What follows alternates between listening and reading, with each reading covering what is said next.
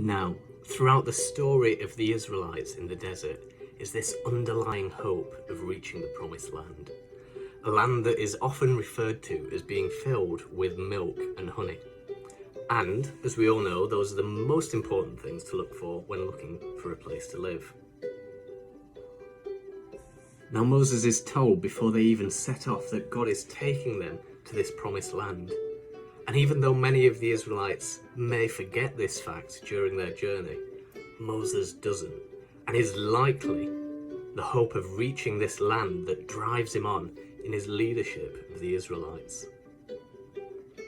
And though their time in the desert is difficult, the promise of living in their own land must have been a great comfort while they lived in the barren wastelands. They had a hope of something better, something that was yet to come. And that, I know, is where we are living right now. In a place that we would rather not be, a place where we can't see our friends face to face or to visit other places.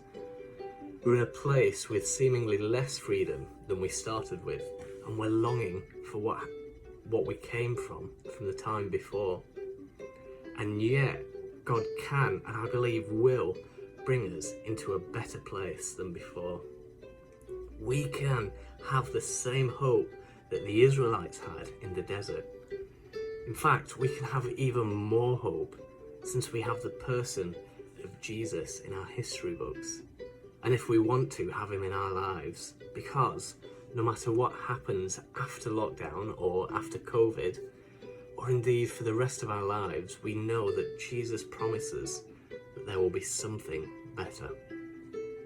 And this is a promise that we see fulfilled and started in the Easter story, the splitting point of history, where God is no longer a faraway, remote deity, but a living and personal friend who promises us a place in his Father's house.